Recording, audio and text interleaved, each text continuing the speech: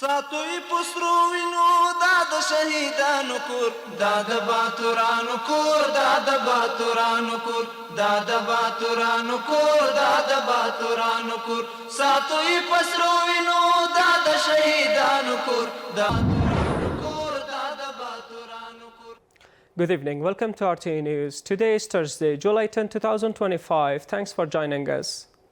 Deputy Prime Minister for Administrative Affairs Maulawi Abdul Salam Hanafi met with Herat Governor Sheikh Nur Ahmad Islamjar to discuss provincial developments. Mr. Islamjar reported a sharp rise in refugee returns through Islam Qala and said local officials are providing timely support to ensure safe transport to their home provinces.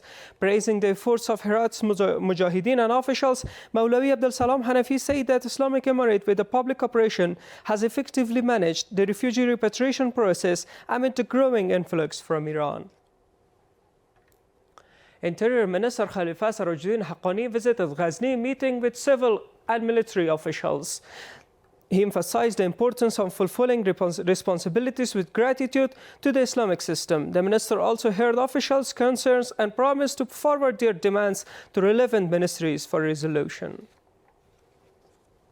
Several legal experts and members of the public have criticized the ICC's recent decision on Islamic Emirate leaders as baseless, accusing the court of double standards and silence on atrocities in Afghanistan and Gaza. Here is the report.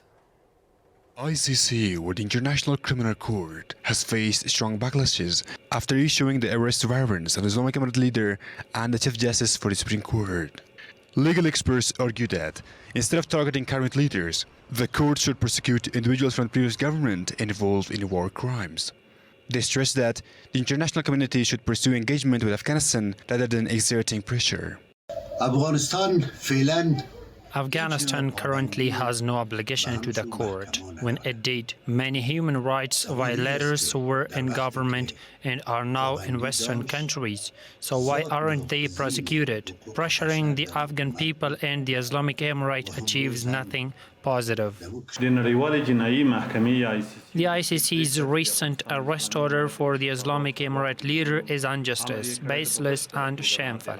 It shows the court's double standards and lack of credibility, as it stays silent on crimes like those in Gaza while targeting Afghanistan. Meanwhile, some citizens have voiced support for the current Islamic system, urging the ICC to focus on holding accountable those responsible for ongoing genocide in Palestine. In the Islamic world, especially in Gaza, clear war crimes are being committed, yet the ICC remains silent. But when an Islamic system based on Sharia is in place, they can't tolerate it and issue such orders, treating us as criminals. We do not accept this court.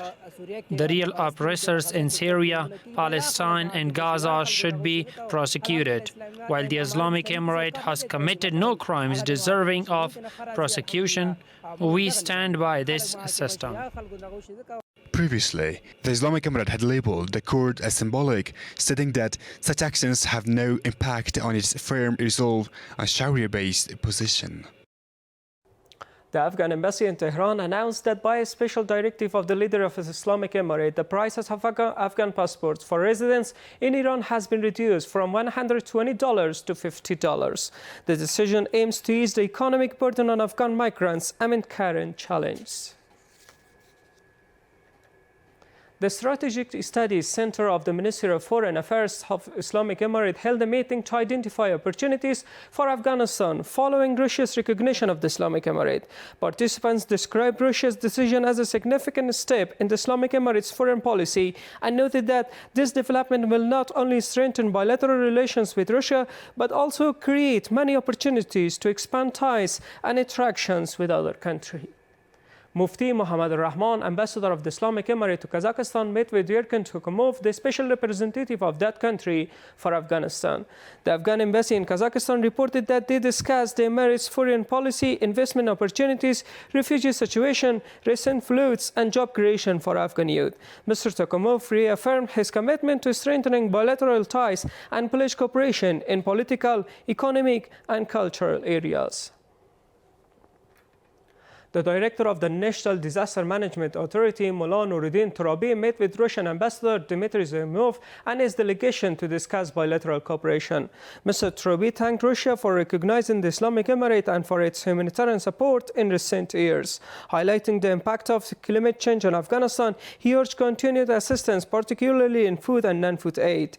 The Russian ambassador reaffirmed Russia's commitment to support Afghanistan and strengthen coordination in disaster response and other areas. Ambassador of the Islamic Emirate of Afghanistan to Ankara, Sheikh Saniullah Farahman, met with a group of Afghan traders residing in Turkey. The Afghan embassy in Turkey stated that the meeting focused on exports and marketing of the Afghan products in Turkey, improving facilities for Afghan traders, and supporting commercial activities. Mullah Nuruddin Turabi, director of the National Disaster Management Authority, signed a joint venture agreement worth over $120,000 with a private company.